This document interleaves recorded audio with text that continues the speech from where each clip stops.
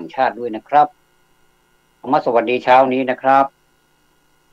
วันนี้ก็มีธรรมะเล็กๆน้อยๆเป็นเรื่องต่างๆเป็นเบ็ดเล็ดเป็นธรรมะเบ็ดเล็ดปกิณกธรรมนะครับ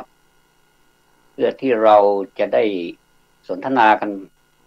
สนทนาธรรมกันผ่านสื่อนี้นะครับสื่อคลื่น 104.50 เมกะเฮิรตซ์วัดฝายหินอำเภอเมืองจังหวัดเชียงใหม่ครับโดยท่านผู้อำนวยการท่านพระครูวิสุวัฒน์วรจิตโจผู้อำนวยการสถานีและเจ้าอาวาสวัดฝายหินนะครับขอบพระคุณอย่างสูงกระจกเราสังเกตดูนะครับกระจกนี่ใช้ได้หลายอย่างอาจจะเป็นกระจกที่ใช้เป็นกระจกวางบนโต๊ะนะครับบนโต๊ะเราจะสังเกตเห็นบนโต๊ะรับแขก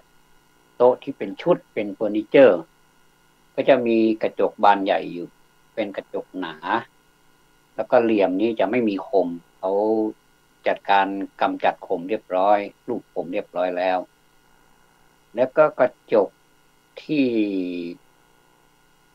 ใช้สำหรับเมื่อก่อนนี้เขานิยมกันมากเลยนะครับ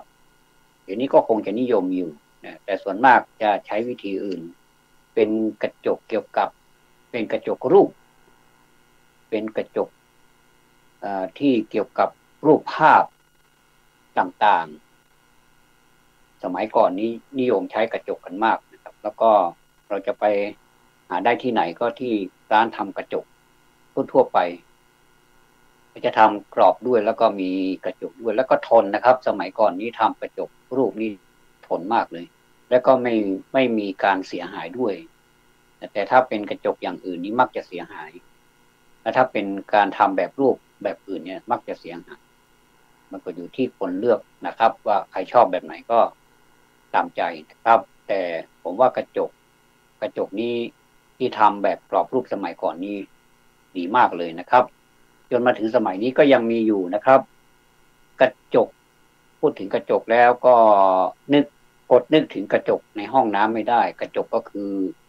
ที่เราเห็นตัวเองเวลาเราอาบน้ำเราจะเห็นตัวเองว่าตรงไหนมันสะอาดหรือไม่สะอาดรอหรือไม่รออะไรเนี่ยนะครับอาบน้ำแล้วสดชื่นแล้วก็มองดูกระจกจะรู้ในกระจกนี้มักจะอยู่ในห้องน้ำแต่มักจะอยู่ที่โต๊ะแป้งหรือว่าทั่วไปอยากที่จะใช้แบบไหนก็ได้กระจกส่องหน้าเราส่องสรีระเราครับแม้กระจกที่ใช้กับรถก็จะเป็นกระจกมองหลังถ้ามอเตอร์ไซค์ก็มีสองข้างรถยนต์ก็จะมีมากหน่อยก็คือมีสองข้างและยังไม่พอมีกระจกหลังที่อยู่ข้างหน้าคนขับก็ใช้สำหรับเป็นประโยชน์ต่อการที่จะมองเห็นข้างหลังนะครับจะมีรถแซงซ้ายแซงขวาเราก็เหลือบดูเวลาขับรถเราก็จะเหลือบดูนะเป็นระยะคนขับรถนี่จะต้องมีประสาทสัมผัสที่ดีมากนะครับถ้าประสาทสัมผัสไม่สั่งการก็จะทำให้เกิดปัญหาไม่ว่าจะเป็นปัญหาเพราะตัวเองไปประสบกับสิ่งรอบข้างไม่ว่าจะเป็นต้นไม้หรือว่าอะไรเนี่ยเป็นต้นเนี่ยนะครับก็ยังมีปัญหาหรือไม่ก็จะไปชนกับรถคนอื่นเขานะครับก็ต้องระมัดระวังบนท้องถนนนี่มีอุบัติเหตุเกือบแทบทุกวันเลยนะครับถ้าไม่บ้านเราก็บ้านอื่นที่อื่นก็จะมีกันนะอันนี้กระจกนี่จึงมีประโยชน์ต่อการใช้มากมายทีนี้เรามาพูดถึงกระจกที่อยู่ในห้องน้ำเนี่ยเวลาที่เราอาบน้ำเนี่ยถ้าเป็นห้องน้ำธรรมดาห้องน้ำที่ไม่มีเครื่องทำน้ำอุ่นไม่มีน้ำอุ่นครับก็จะเป็นการอาบแล้วก็ไม่มีปัญหาเพราะว่ามันจะไม่มีละอองจับแต่ถ้าเป็นห้องน้ำที่มันมีเครื่องทำน้ำอุ่น ไม่ว่าจะใช้แก๊สไม่ว่าจะใช้ไฟฟ้านะครับ ก็เวลาเข้าไปในห้องน้ำแล้วเปิดน้ำกระจกมักจะขุ่นมัวทีนี้มันไปเกี่ยวกับอะไรกับประเด็นของธรรมะนะครับมันเกี่ยวอย่างยิ่งเลยอันนี้มันเป็นปริศนาอย่างหนึ่งว่าถ้าหากว่าบนแผ่นกระจกนี่มันขุ่นมัวเราจะมองไม่เห็นเช่นเดียวกันกับเดียวกันกับใจตาของเราประสาทสำหรับสัมผัสต่างๆตาหูจมูกลิ้นกายใจอายตนะภายในเนี่ยกับอายตนะภายนอกเนี่ยรูปรสกลิ่นเสียงโผฏฐัพพะธรรมารมณ์เนี่ยครับก็จะมากระทบกันเราจะมองไม่เห็นว่ามันเป็นมันจะมืดมัวไปหมดเหมือนกับกระจกที่มัวที่มืดอยู่แผ่นอยู่บนกระจกเพราะเหตุของความร้อนที่เกิดขึ้นในภายในห้องน้ำนี่นะครับดังนั้นวิธีแก้ก็ไม่เห็นยากอะไรก็คือเช็ดหรือไม่ก็ทิ้งไว้อย่างนั้นแหละมองไม่เห็นก็ไม่เป็นไรแต่ว่ามันก็จะหายไปในที่สุดแต่ว่าถ้าเช็ดมันก็จะสะอาดครับอันนี้มักจะมีปัญหาถ้ากระจกอยู่ในห้องน้ำที่มีเครื่องทำน้ำอุ่นอยู่นี้มักจะเป็นอย่างนี้นะครับแต่เราก็ใช้วิธีลูบวิธีเช็ดเนี่ยมันก็ส่องได้อยู่ก็ใช้ได้อยู่ครับเช่นเดียวกันนะครับถ้าหากว่า เราไม่ชำระสะสางจิตใจของเราเนี่ยจิตใจของเรานี่ก็จะมัวมืดเหมือนกระจกที่ไม่ได้ถูกเช็ดไม่มันมืดมัวไปหมดดังนั้นครับธรรมะเนี่ยใช่ว่ามันจะไม่มีประโยชน์ท่านสังเกตดูนะบางทีเราปฏิบัติธรรมนี่เราไม่รู้ตัวหรอกว่าเราปฏิบัติธรรมเช่นเราทำงานอะไรก็ตามเนี่ยนะครับมันต้องมีสติมีสัมปชัญญะมีความรู้สึกตัวอยู่ตลอดเวลาเรียกว่ารู้สึกตัวทั่วพร้อมถ้าหากว่าเราปฏิเสธธรรมะนะครับว่าธรรมะนี่ไม่ต้องปฏิบัติก็ได้เพราะเรายังดูไม่แก่เลยอย่างเนี้ยยังเป็นหนุ่มเป็นแน่นแต่ความจริงท่านปฏิบัติธรรมครับแต่ท่านไม่รู้ว่าท่านปฏิบัติธรรมแค่นั้นอันนี้แหละครับปฏิบัติธรรมนี่คือเป็นไปตามธรรมชาติตาหูจมูกลิ้นกายใจเคลื่อนไหวไปตามธรรมชาติมันสั่งการแต่ว่าอะไรล่ะที่สั่งการธรรมชาติก็คือจิตของเรานี่ถ้าเป็นปกติอยู่เนี่ยมันก็จะสั่งให้เป็นปกติแต่ถ้าหากว่าจิตไม่เป็นปกติบางทีก็ไม่ได้สั่งการแต่มันไปตามกลไกของมันนี่มันเผลอไผลมันไม่มีเครื่องบังคับอะครับมันก็ไปตามเรื่องตำราวของมันมือก็จะไปเท้าก็จะไปปากอะไรต่างๆมันก็จะไปแบบไม่ได้ควบคุมอะไรเลยแต่ว่านี่เราควบคุมการควบคุมนี่แหละครับคือการปฏิบัติธรรมปฏิบัติปากปฏิบัติตาปฏิบัติหูอะไรต่างๆเหล่านี้เมื่อมันมีอะไรมากระทบเราก็สามารถที่จะอดทนได้แล้วก็ถือว่าเป็นเรื่องปกติธรรมดาเขาเรียกว่าโลกธรรมก็คือได้ลาภเสื่อมลาภได้ยศเสื่อมยศมีสุขก็มีทุกข์อะไรเนี่ยเมื่อมีมืดก็มีสว่างมีสรรเสริญก็มีนินทาพวกนี้แหละครับมันเป็นกระจกถ้าเป็นกระจกใสปิ๊งนี่แสดงว่ามันอยู่ด้านที่เราชอบนะครับก็ใสปิ๊งเมื่อกระจกมันใสเนี่ยมันน่าใช้เราก็รู้สึกมีความสบายใจเพราะว่าสามารถส่องตัวเราจะมองเห็นหน้ามีสิวกี่เม็ดมีอะไรตรงไหนบ้างเนี่ยเราก็ชำระได้แต่ถ้ากระจกมันมืดเราไม่เห็นก็เพราะฉะนั้นนี่นะครับกระจกนี้จึงมีเป็นครูสอนเราได้ทุกครั้งที่เราเข้าไปในห้องน้ำกระจกสอนเราครับว่าวันนี้เราแก่หรือยังวันนี้เราทำอะไรหรือยังเราทำความดีบ้างหรือยังเรารับรสพระธรรมมาปฏิบัติให้เป็นจริงจริงจังบ้างหรือยังแต่เราไม่รู้ว่าเราปฏิบัติอย่างที่ว่าครับแต่ถ้าเรารู้นะครับเรารู้ยิ่งเป็นการปฏิบัติที่ดีที่ถูกต้องเพราะฉะนั้นเนี่ยท่านจึงมีหลักมีวิธีการมีวิชาการมีอะไรมีเป็นหลักการเนี่ยนะครับตั้งไว้1 2 3ก็จะมีหัวข้อบางทีก็มีตั้งเยอะแยะนะครับเราก็ศึกษาว่าอันนี้มันแปลว่าอย่างนี้ เราก็ศึกษาไปก็ทำให้เรามีความรู้รู้จักธรรมะข้อนั้นว่ามันคืออะไรแล้วเราเมื่อทำความรู้จักแล้วเราจะทำความคุ้นเคยและปฏิบัติอันนี้ยังจะมียังจะมีความถูกต้องมากกว่าที่เราไม่รู้อะไรเลยแล้วก็ปฏิบัติไปแบบที่เราเข้าใจไม่ว่าอะไรนะครับไม่ว่าประชาชนเราอย่างเราปฏิบัติตามกฎหมาย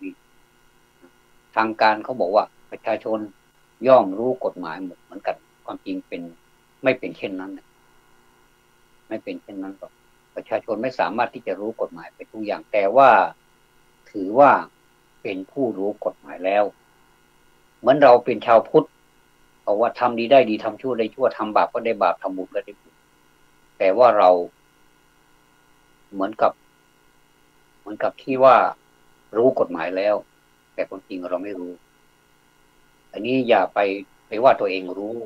ก็ไม่ได้เพราะฉะนั้นจึงเป็นที่มาของปริยัติปริยัติคือการศึกษาหัวข้อธรรมะต่างๆซึ่งมีประโยชน์ทุกหัวข้อเลยไม่ว่าจะเป็นทางบุญทางบาปกุศลอกุศลก็จะบอกให้รู้ถึงโทษถึงภัยของอกุศลแล้วก็บอกให้รู้ถึงอานิสงส์ผลบุญผลของกุศลว่าเป็นอย่างไรครับทีนี้เราเป็นมนุษย์เนี่ยนะครับท่านเราเป็นมนุษย์เนี่ยตอนที่เรามาเราก็ถือว่าเรามาดีครับมาดีเพราะว่ามาดีนี่เป็นอย่างไรไม่ได้เกี่ยวกับหล่อไม่หล่อหรือว่าสวยไม่สวยหรือว่าจนหรือว่ารวยไม่ใช่มาดีนี่หมายถึงมาแล้วครบ32ประการหรือว่าถึงแม้จะขาดตัวบกพร่องไปบ้างแต่ก็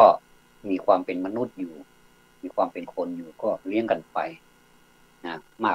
กบ้างน้อยบ้างก็เป็นไปตามกลไกของการกระทำของแต่ละคนครับแบ่งกันไม่ได้ก็ถ้าเราจะเรียกเป็นภาษาธรรมะก็เรียกว่ากรรมแต่ว่าเราจะเรียกให้มันง่ายๆก็คือการกระทำของแต่ละคนแต่ละบุคคลนั้นน่ะมันไม่เหมือนกันเพราะฉะนั้นเมื่อมาแล้วเนี่ยมาสู่โลกนี้แล้วมันจึงไม่เหมือนกันแต่ว่าเราสรุปแล้วเมื่อมาแล้วเป็นมนุษย์เนี่ยถือว่ามาดีเรามาดีนะเราเรามาดีจริงๆเพราะว่าเราเกิดมาแล้วเราไม่เป็นอย่างอื่นมาดีนะครับแล้วก็ตอนนี้เรามาดีตอนที่เรามาดีนี้เราจะต้องเมื่อเรามาดีแล้วจะต้องเป็นคนอยู่ดีด้วยอยู่ดีอยู่ดีมันยังไงอยู่ดีที่คนเฒ่าคนแก่หรือว่าคนโบราณว่าอยู่ดีมีสุขเมื่ออยู่ดีก็มีสุขถ้าอยู่ไม่ดีมันก็ไม่มีสุขมันก็เห็นผลเลยนะครับถ้าเราอยู่เราก็ไปเขกกบาลเขาเนี่ยว่าไปทำร้ายเขาเนี่ยมันก็มีการตอบสนองมาทันทีเลยก็แสดงว่าอยู่ไม่ดีก็เลยไม่มีสุขนะครับ ความไม่ดีนี่มันมีอยู่ทั่วไปแล้วมันมินเมย์มันมีเยอะด้วยถ้าจะเปรียบไปนะครับเวลาเราไปดาหญ้าหรือว่าเราทำสวนโอ้หญ้ามันทำไมไม่เขียวชอุ่มจังเลยความจริงไม่กินไม่ได้นะครับกินไม่ได้แต่ว่าทำไมมันขึ้นเต็มไปหมดเลยยิ่งเรารดน้ำพืชผลที่เราปลูกอยู่เนี่ยหญ้ามันก็มาออกข้างๆเขียวสวยงามมากเลยแต่เราเมื่อเรากินไม่ได้เราก็ถอนทิ้งเหมือนกันนะครับความดีเหมือนต้นไม้ที่เราปลูกหรือว่าพืชผลที่เราปลูกนั่นแหละคือความดีเนี่ยปลูกบางทีบางชนิดปลูกยากเหลือเกินอย่างถั่วเนี่ยนะครับผมว่าถั่วนี่ขึ้นยากจริงๆหรือว่าเราเป็นเกษตรกรใหม่ก็ไม่ทราบเหมือนกันปลูกขึ้นยากแต่ว่ามันก็ขึ้นนะครับแต่ว่าเราปลูกสมมติว่าเราปลูก50หลุมเนี่ยมันไม่ขึ้นทั้ง50หลุมหรอกมันกระจายนะมันเป็นน้อยกว่าแต่มันตายมากเราก็ต้องใช้วิธีไปเสริมอย่างผมปลูกถั่วนะครับถั่วฝักยาวถั่วฝักยาวนี่ปลูกตั้งเยอะแยะนะครับขึ้นนิดเดียวเองนะครับแล้วก็ตอนนี้ผมก็เอาถั่วอีกชัดนิดหนึ่งเป็นถั่วลายนะครับแต่ว่าอยู่ในลักษณะมันจะสั้นกว่าถั่วฝักยาวแต่ว่าเป็นประเภทถั่วเหมือนกัน แต่ตอนนี้นี่ไม่กี่วันก็ขึ้นแล้วนะครับแต่บางหลุมก็ยังไม่ขึ้นนะครับอย่างเดียวกันเนี่ยความดีนี่ผมประมาณเอาว่าเหมือนกับเราปลูกพืชนี่แหละความดีนี่นะบางทีถ้าไปเจอดินที่มันดีแล้วก็เม็ดของมันเนี่ยหรือว่าพันธุ์ของมันเนี่ยมันก็ดีด้วยมันพร้อมที่จะออกแล้วก็เอาไปใส่ในดินแล้วก็รดน้ำให้มันปฏิบัติก็เย็นเดี๋ยวมันก็เข้ากับเขาเรียกว่าอุตุมันดีอุตุนิยมมันดีดินมันก็ดีอากาศมันก็ดีน้ำก็ดีอะไรการปฏิบัติอะไรมันก็ดีมันก็ขึ้นมาเลยนะครับไม่กี่วันเองก็ขึ้นมาเกษตรกรเช่นเรานี่เราก็ดีใจโอ้ดีใจจังเลยที่มันขึ้นมาแล้วแล้วก็จะปฏิบัติถ้ามันขึ้นมาประมาณสักศอกประมาณสักศอกนี้เราก็ใช้ไม้ทำเป็นข้างมันนะครับก็เอาไม้ไปปักมันก็ขึ้นโอ้เราดูทุกวันนะเหมือนกับมันดูแลเหมือนกับเราคุยกับมันรู้เรื่องนะครับมันก็โตเอาแต่ตอนนี้เริ่มจะดอกแล้วเริ่มจะมีดอกแล้วเดี๋ยวมันก็จะเป็นหัวฝักยาวแล้วก็ประเภทผักอื่นๆผมก็ปลูกแล้วก็เริ่มได้ผลนะครับจากรุ่นนี้นะก็เอาอีกรุ่นหนึ่งตอนนี้ก็หว่านผักบุ้งอยู่อย่างเงี้ยผักบุ้งก็บางเม็ดมันก็ออกเร็วบางเม็ดมันก็ไม่ออกเดี๋ยวนี้มันก็งอกตามมาออกเป็นหย่อมอันนี้เหมือนความดีนะครับมันไปเป็นหย่อมเหมือนกัลยาณมิตรมักจะไปพบกัลยาณมิตรก็ไปเป็นหย่อมเป็นกลุ่มพวกที่ไม่ใช่กัลยาณมิตรมันก็จะไปพาไปหาพวกเดียวกันที่มันเข้ากันได้อันนี้เราก็เป็นไปตามธรรมชาตินะเป็นไปตามธรรมชาติจริงๆนี่ก็เรียกว่าอยู่ดีมีสุขมีสุขอยู่ดีบางคนว่าอยู่ดีกินดีผมเห็นด้วยนะกับคำพูดนี้นะอยู่ดีกินดีบางทีเราอยู่ดีกินไม่ดีก็มีแต่ว่าบางทีอยู่ไม่ดีแต่กินดีก็มีก็ควรระมัดระวังกับคำเหล่านี้นะครับ เป็นคำที่เราถ้าสนใจเราเอามาตีความได้เนี่ยมันมีอยู่ดีไม่มีสุขก็มีอยู่ดี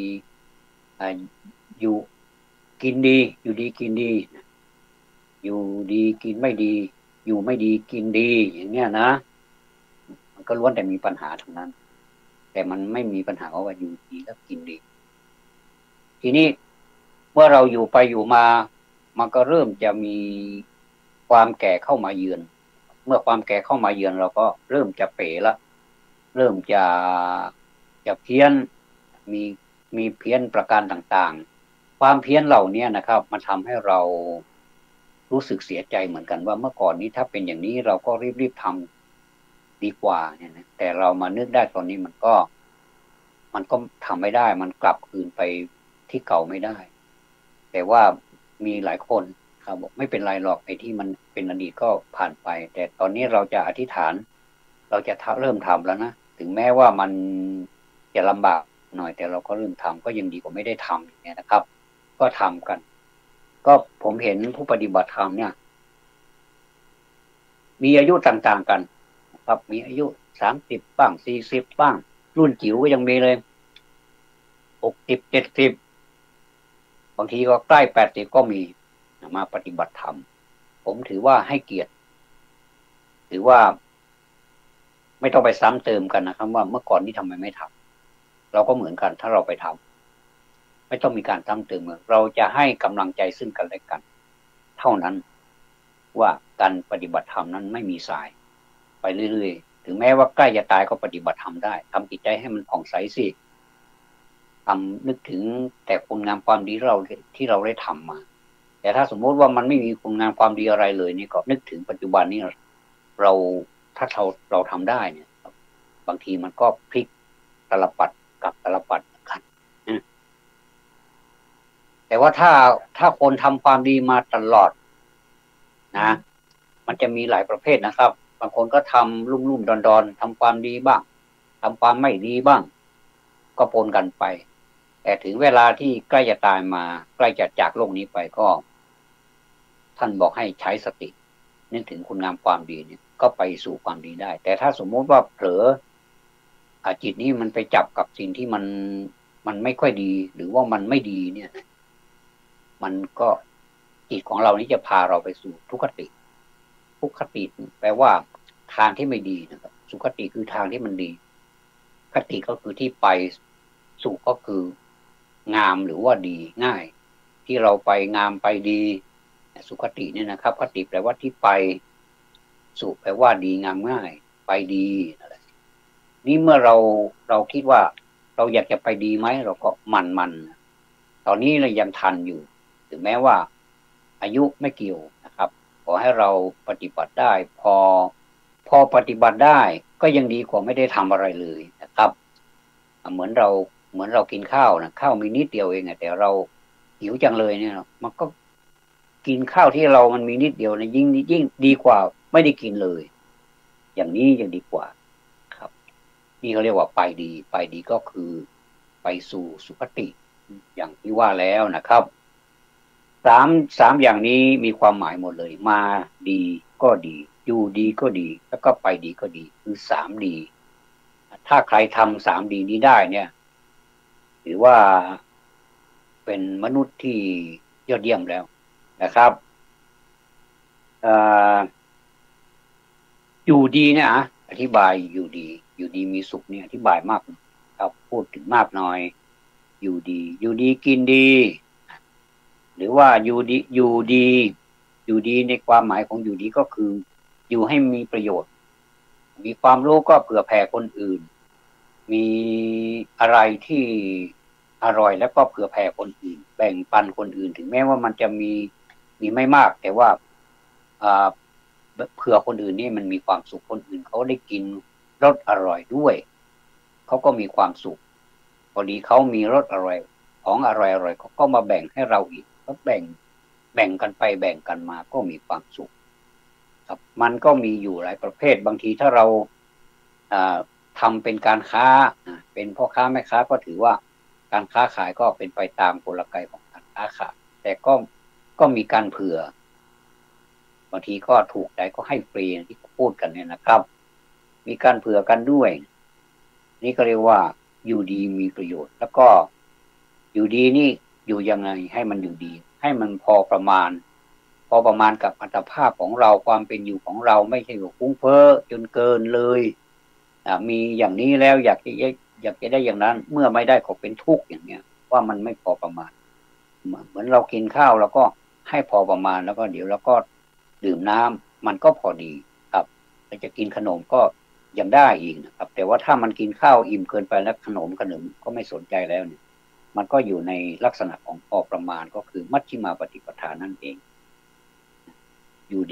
ดีทำงานได้ถ้าเราอยู่ดีเราทำงานไม่ได้ก็หมายความว่าเราอยู่ดีนะแต่เราไม่สบายอยู่ดีแต่ไม่สบายถ้าไม่สบายนี้ถือว่า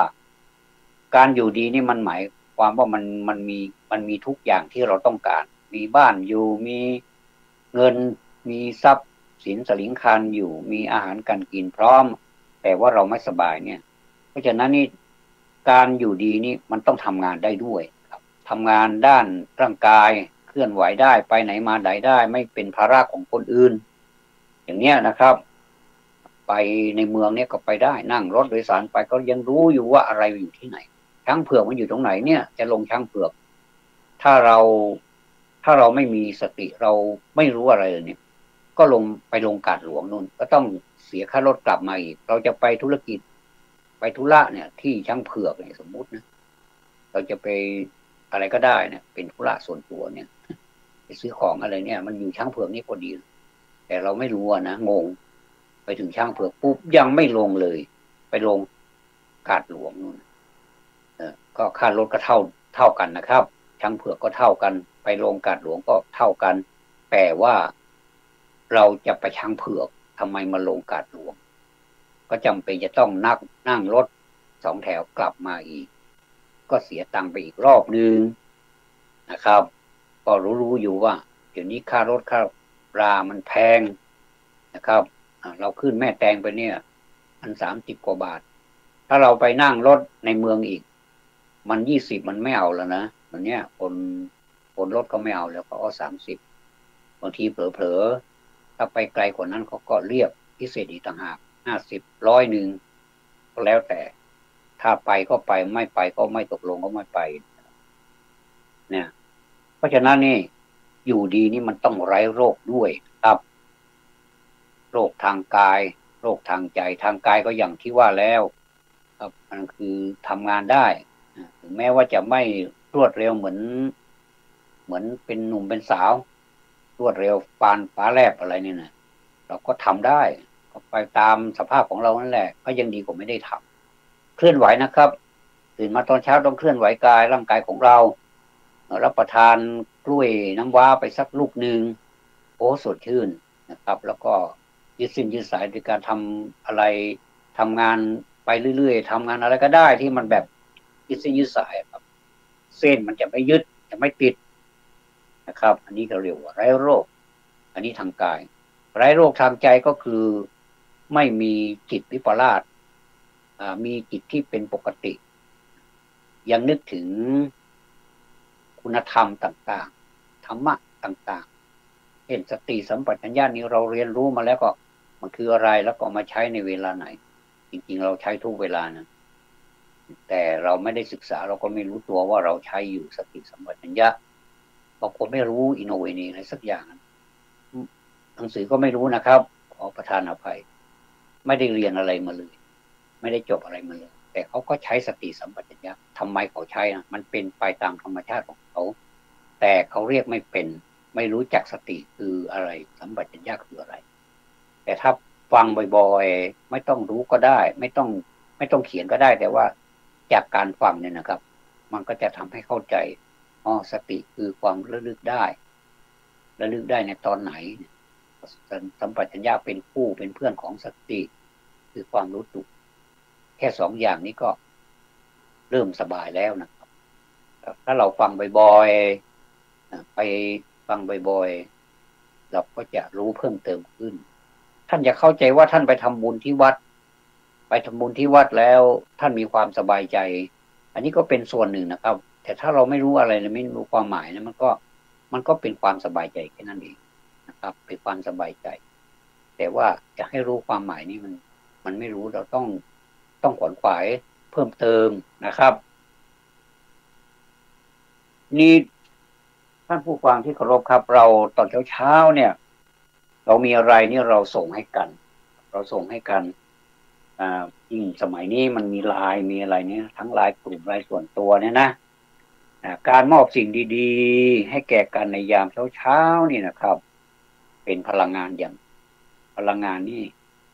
มาเป็นความโชคดีอย่างหนึ่งเป็นความโชคดีบางอย่างทั้งผู้ใหญ่และเด็กทั้งผู้ให้และผู้รับ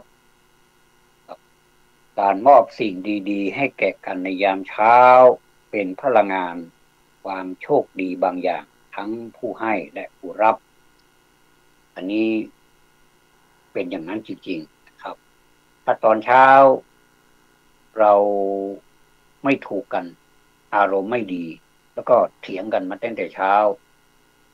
ไม่ค่อยดีเลยครับแต่ถ้ามานึกได้ใช้สติเมื่อเช้านี้ไม่เคยเข้าท่านะอย่างนี้เราอยู่กันยังไม่มีความสุขเราก็ขอโทษกันได้ขออภัยกันได้แล้วก็ทำในสิ่งที่ดีมันมีนะครับมีแล้วก็บางทีพูดไปมันก็เผลอไปแล้วก็ไม่ยอมกันเนี่ยครับมันก็เกิดอารมณ์โกรธแล้วก็ด่าว่ากันถ้าอย่างนี้เราจะต้องใช้ธรรมะก็คือการให้อภัย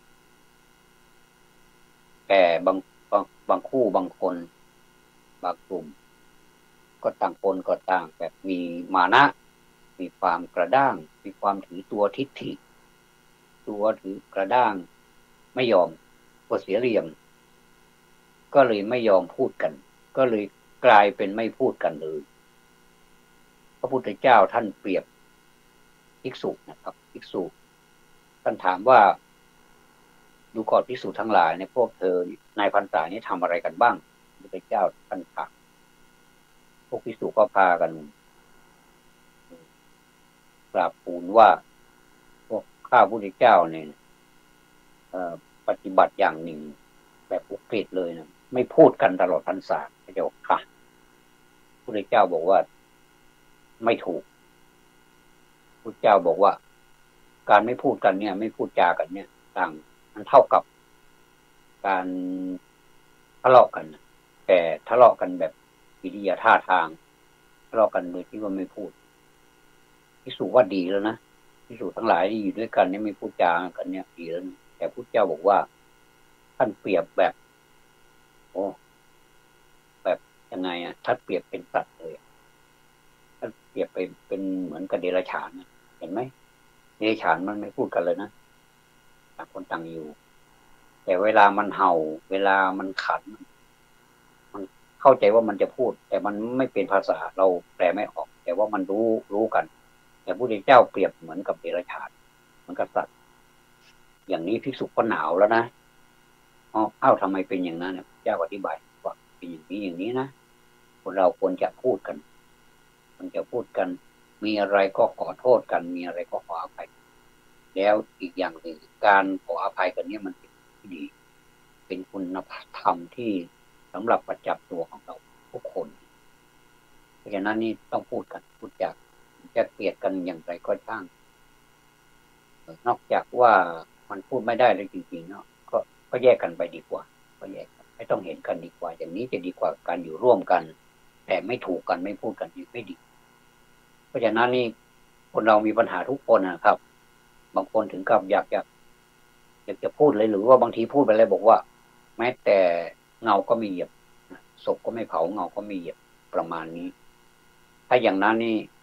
เมื่อไม่เผาศพกันแล้วเงาไม่เหยียบกันแล้วก็อย่าให้เหยียบเงากันเลยดีกว่าก็ให้ไปอยู่คนละที่ละทางอย่างนี้สบายกว่าจริงๆเพราะมันไม่เห็นนะไม่เห็นผู้กรณีเราเนี่ยครับมันจะพูดจะคิดอะไรนั้นไม่มีใครรู้แต่ก็ยังดีกว่านะแต่ถ้าอยู่ด้วยกันแล้วพูดกันเป็นกัลยาณมิตรเนี่ยโอ้มันมีความสุขจริงๆท่านไม่ลองไตร่ตรองเลยหรือว่าการอยู่ด้วยกันเนี่ยถ้าเราอยู่ดีเนี่ยมันจะอยู่ดีเนี่ยนะเราเป็นกัลยาณมิตรกันเนี่ยมันจะสุขล้นเหลือเลยนะครับโดยที่ว่าเราไม่ทันเรายังไม่ทันได้แจกอะไรเลยเนี่ยก็มีความสุขเสียแล้วด้วยคำพูดกิริยามารยาทท่าทางความจริงใจ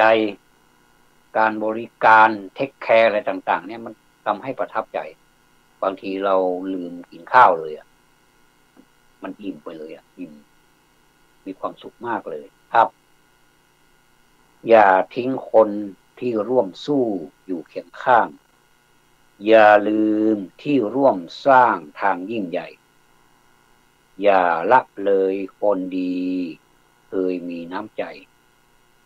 อย่าลืมคนผู้ให้เมื่อได้ดีอย่าทิ้งคนที่ร่วมสู้อยู่เคียงข้างอย่าลืมที่ร่วมสร้างทางยิ่งใหญ่อย่าละเลยคนที่เคยมีน้ำใจอย่าลืมคนผู้ให้เมื่อได้ดีถ้าในสังคมนี้ไม่ทิ้งคนไม่ลืมคนไม่ละเลยแล้วก็ไม่ลืมอย่างที่ว่านี่นะครับสังคมเราจะมีความสุขมากจริงๆไม่เชื่อก็ลองดูเถอะว่าเราหัน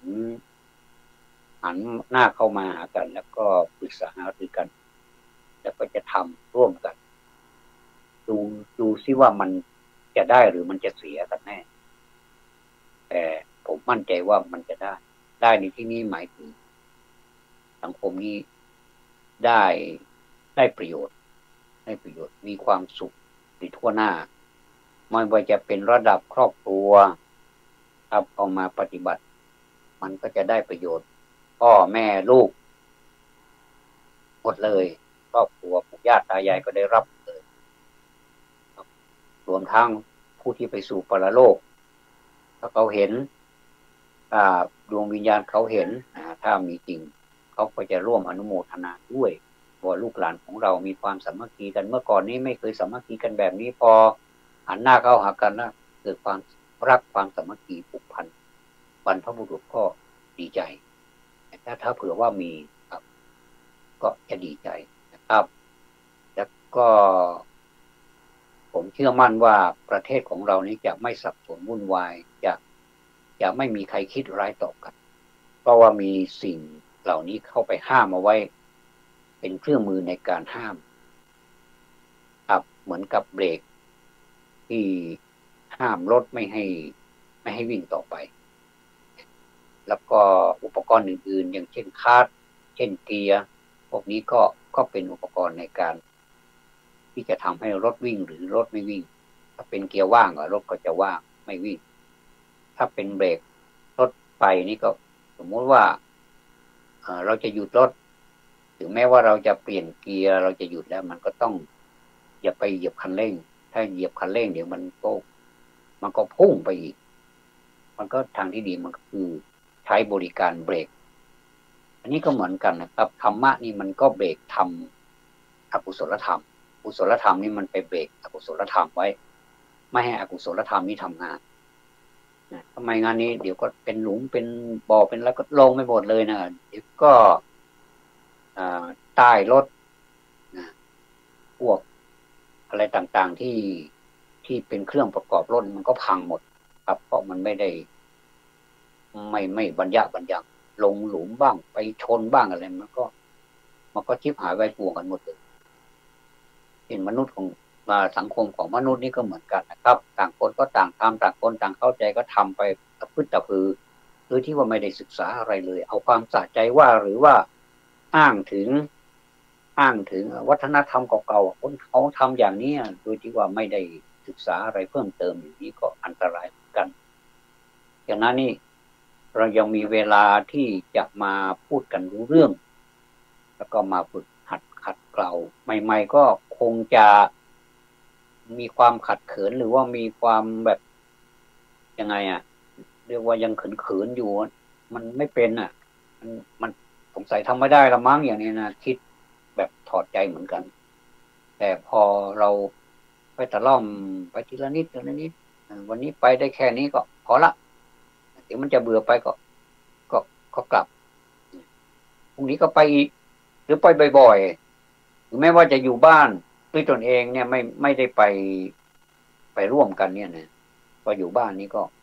ก็ปฏิบัติบ้านที่บ้านได้นั่งสมาธิเดินจงกรมก็ทำที่บ้านได้มีที่ทุกทางนะครับที่สมควรที่จะทำยกเว้นสถานที่สาธารณะอย่างในอย่างในห้างเนี่ยหรือว่าประตูเนี่ยคนเข้าออกเนี่ยไปนั่งสมาธิเนี่ยไปเดินจงกรมเนี่ยมันจะแปลกๆไปมันก็ต้องดูกาละด้วยทางเทศะด้วยนี่ครับกาละคือเวลาที่ควรทำนี่มันเป็นเวลาที่ควรทำไหมเทศะคือสถานที่นี่มันสมควรที่จะต้องทำไหมแต่ถ้าเป็นบ้านเราเนี่ยโอ้เต็มที่เลยเป็นบ้านเป็น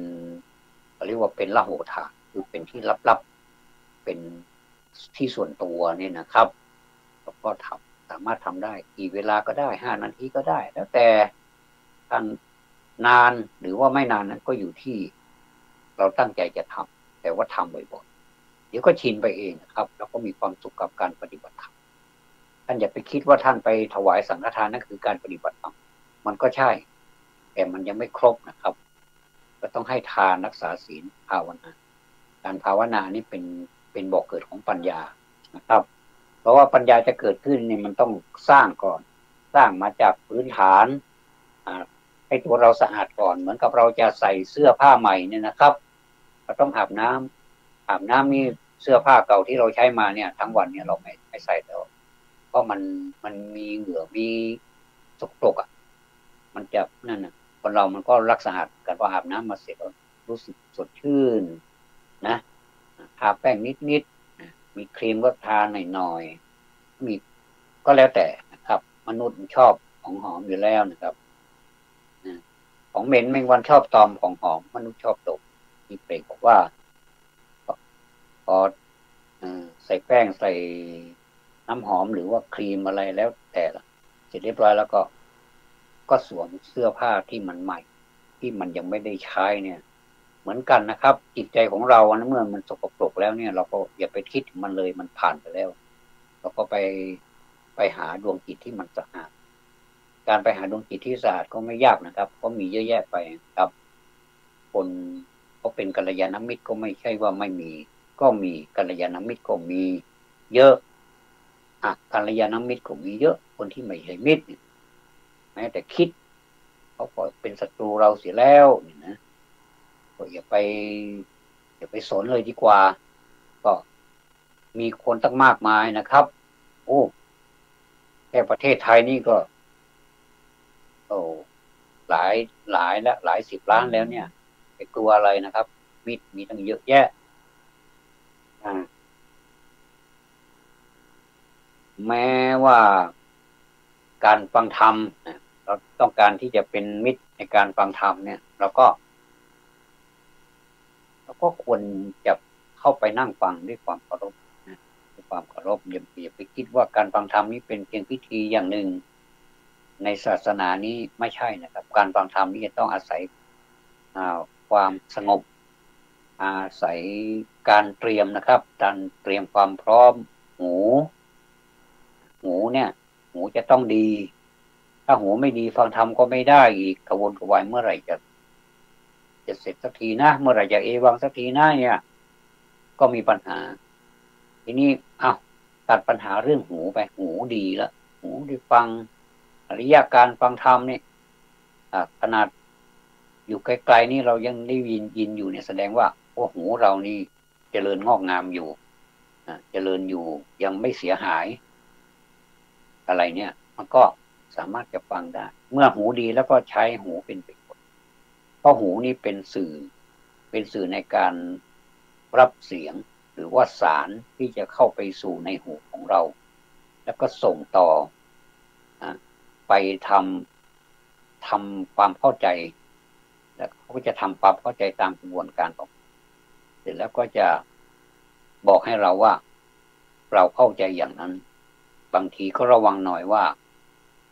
ธรรมะบางทีจะเป็นสิ่งที่มันละเอียดอ่อนอาจจะฟังไปแล้วอาจจะแปลเป็นอย่างอื่นก็ได้เพราะฉะนั้นนี่จะต้องอาศัยการถามอีกว่าสิ่งนี้ที่ผมหรือว่าดิฉันนี่เข้าใจอย่างนี้มันจะถูกไหมคะขอบคุณเจ้าหรือว่าผู้แสดงธรรมผู้ปาฐกถาธรรมได้ในช่วงที่เขาเปิดให้ถามแต่พิธีเทศแบบมีพิธีเนี่ยอย่างพิธีเทศในงานต่างๆเนี่ยส่วนมากเราจะไม่เปิดโอกาสให้ถามไม่เหมือนกับการบรรยายธรรมหรือว่าการปาฐกถาธรรมพิเศษหรือว่าอะไรต่างๆเนี่ยที่ที่เปิดโอกาสให้ถามอันนี้เราจะมีช่องให้ถามได้แต่ว่าถ้าเป็นเทศแบบพิธีเนี่ยหรือก็พอเอวังก็มีด้วยประการฉนี้กับญาติาและสัพพีก็จบเลยไม่มีใครถามนอกจากจะถามนอกรอบก็ไม่ค่อยมีเวลาเสียแล้วเนี่ยนะมันเป็นงานอย่างงานพิธีเนี่ยนะไม่ค่อยมีเวลาไม่มีเวลาถามและไม่มีเวลาตอบด้วยก็ต้องดูกาลและเทศะด้วยนะครับเอาละผมช่วงสุดท้ายนี้พระพุทธเจ้าถามทรงพิจารณาดูบริษัทนี้หมายถึงภิกษุนะภิกษุบริษัทท่านจะเน้นภิกษุมากเลยนะครับพระพุทธเจ้าของเราทรงพิจารณาดูบริษัทด้วยพระหฤทัยอันอ่อนโยนก็คือมีจิตใจอ่อนโยนทรงลำพึงว่าบริษัทนี้งามยิ่งนักการขนองมือก็ดี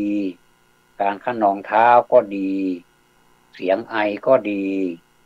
เสียงจามก็ดีแม้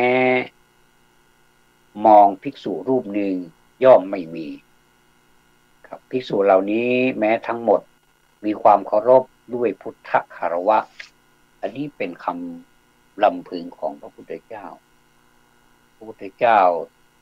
ท่านก็มีพระหฤทัยอันอ่อนโยนเมตตามากแสดงธรรมแต่ละอย่างก็สามารถแยกบุรุษแยกสตรีมีใครที่สามารถที่จะเข้าถึงพระธรรมได้ท่านสามารถถึงและก็สำเร็จตามที่พยากรณ์ไว้จริงๆตามที่ท่านคาดไว้จริงๆครับอันนี้คือพระเจ้าแล้วเราล่ะเราจะเป็นภิกษุก็ตามไม่เป็นภิกษุก็ตามขอให้เวลาเข้าไปอยู่ในท่ามกลางของการฟังธรรมควรจะไม่ขนองมือไม่ขนองเท้าเสียงไอเสียงจาม ก็เป็นธรรมดานะคนเรามันก็มีเจ็บป่วยบ้างมีจามมีไอบ้างเป็นธรรมดาแต่อย่าให้มีเสียงโทรศัพท์เล็ดลอดเวลาโทรศัพท์ก็เป็นทำเป็นเสียงสั่นหรือว่าปิดเสียงโทรศัพท์อย่าไปเปิดลำโพงมันทิ้งไว้เดี๋ยวมันก็ดังไปรบกวนคนอื่นเนี่ยเขาเรียกว่ามีพุทธคารวะเคารพในพุทธเจ้าครับเคารพพุทธเจ้ายังไม่พอเคารพสถานที่เคารพบุคคลอื่นด้วยเพราะตอนนั้นเขาตั้งอกตั้งใจฟังกันครับผมบ้านแม่แตงนี่ก็มีนะครับแต่ท่านจากไปแล้วนะผมจะพูดเพื่อเป็นการรำลึกถึงท่านนะย้อนหลังก็แล้วกันเพราะว่าท่านทำให้ลูกหลานนี่เป็นตัวอย่างจริงๆเป็นตัวอย่างให้ลูกหลานจริงๆครับคือคุณพ่อสวยคำก้อนนะครับบ้านปากทางหมู่ที่7ครับเวลาท่านฟังธรรมท่านมีพุทธคารวะธรรมคารวะและก็สังฆคารวะท่านจะนั่งแบบเป็นสมาธินะครับหลังจากไหว้พระสมาทานศีลเสร็จแล้วก็อารัธนาธรรมพระก็ขึ้นนะโมแล้วท่านก็นั่งสมาธินั่งสมาธิเอามือซ้ายวางนะแล้วก็เอามือขวาทับมือซ้ายไว้นั่งหลับตาร่างกายของท่านไม่ไหวติงเลยนะครับไม่มีดิ้นกระสับกระส่ายไม่หันซ้ายหันขวาอะไรเหมือนกับโอ้โหมันนิ่งจริงๆในท่ามกลางของคนที่ไม่นิ่งเยอะแยะไปหมดเลยแล้วท่านพอจบท่านก็รู้เวลาสาธุท่านก็แสดงว่าสติของท่านมีอยู่ตลอดท่านจะฟังไปตามกระแสธรรมอยู่ตลอดนะครับอันนี้เป็นตัวอย่างที่ดีมากแต่ว่าท่านจากไปแล้วก็ขอให้ดวงวิญญาณของท่านไปสู่สุคติด้วยนะครับอันนี้ก็เป็นตัวอย่างที่ผมนำมาเล่ามันเป็นบุคคลคนเดียวเพราะไปเห็นบุคคลหลายๆคนที่เป็นอย่างได้แล้วเราเอาลองมาปฏิบัติดีปฏิบัติจริงครับ อันนี้เป็นเรื่องเป็นราวปกิณณกะผมก็พูดมาต่างๆสิ่งที่ตั้งใจจะพูดอีกก็คงจะไม่ทันแล้วนะครับเอาละอีกหน่อยหนึ่งมันยังมีเวลาเหลืออีก3 นาทีครับ3 นาทีก็เหมือนกับคนเรานี่มันเหมือนกับดินสออย่างลบนะครับดินสออย่างลบแล้วก็คนเขียนแล้วก็มีดเหลาดินสอนะครับสิ่งเหล่านี้มันเป็นสิ่งที่เกื้อกูลกันนะครับดินสอถ้ามันอยู่ดีๆมันยังไม่มีการเหลาเวลาจะเขียนก็เขียนไม่ออกมันจะต้องมีการเหลาด้วยอันนี้ก็ต้องใช้เขียนใช้มีดเหลาดินสอนะครับทำหน้าที่ของมันเมื่อเหลาดินสอเสร็จเรียบร้อยแล้วมีกระดาษเราก็จะเขียนลงไปแต่ต้องใช้คนเขียนอีกใช้มือบังคับดินสอใช้คนเขียนเมื่อดินสอนั้นทำหน้าที่ของมันเราจะใช้ให้มันเขียนอะไรมันก็เขียนไปตามที่เราปรารถนาเมื่อมันผิดใช้อะไรมีหน้าที่ก็คือใช้ยางลบนะครับไม่ต้องมีลิควิดสมัยก่อนนี่ยางลบดินสอนี่มีความหมายมากเลยเดี๋ยวนี้ก็ยังมีเป็นก้อนๆผมชอบใช้ยางลบที่มันอ่อนๆสีดำๆนะครับหรือไม่ดำนะถ้ามันอ่อนๆแต่ถ้าแข็งๆลื่นๆนี่ไม่ค่อยดีเลยนะครับเวลาลบไปมันจะดำแล้วก็ต้องลบแบบนิ่มๆแล้วก็สมุดก็ไม่เสียด้วยแล้วก็ข้อความอะไรต่างๆก็ไม่สกปรกด้วยอย่างนี้นะครับอันนี้เขาเรียกว่าคนเราเมื่อมีหน้าที่แล้วเนี่ยมีหน้าที่เผยแผ่ธรรมเราควรจะรับธรรมะน้อยบ้างมากบ้างนะครับหยิบเอาไปในสิ่งที่มันเป็นประโยชน์นะครับอันที่ไม่เป็นประโยชน์ก็อย่าเอาไปเลยเพราะฉะนั้นสรุปแล้วดินสออยู่เฉยๆไม่มีประโยชน์ต้องเอาไปเหลาเรียบร้อยแล้วถ้าเขียนเอาเขียนก็จะเป็นประโยชน์เมื่อเขียนผิดก็จะต้องใช้อย่างลบนะครับอีกอันหนึ่งแถมให้ก็คือไม้บรรทัดนี่ขีดปุ๊บมันก็จะตรงปั๊บเลยครับถ้าเราไม่ใช้บรรทัดเราคาดคะเนเอามันก็ไม่ค่อยตรงเพราะฉะนั้นยางลบก็ดีดินสอก็ดีไม้บรรทัดก็ดีมีดเหลาดินสอก็ดีหรือว่าจนกระทั่งคนเขียนมันจะสัมพันธ์กัน นะครับ ไม่มีใครที่ทำอะไรคนเดียวแบบสำเร็จประโยชน์หมดทุกเรื่องนี่มันเป็นไม่มีในโลกนี้นะครับจะต้องร่วมกันเป็นทีมนะครับเพราะฉะนั้นวันนี้ก็พูดมาตรงนี้แล้วก็ขอให้ทุกท่านนะครับได้นำเอาหยิบเอาไปนะครับไม่สงวนลิขสิทธิ์นะครับขอความสุขความสวัสดีจงมีแด่ผู้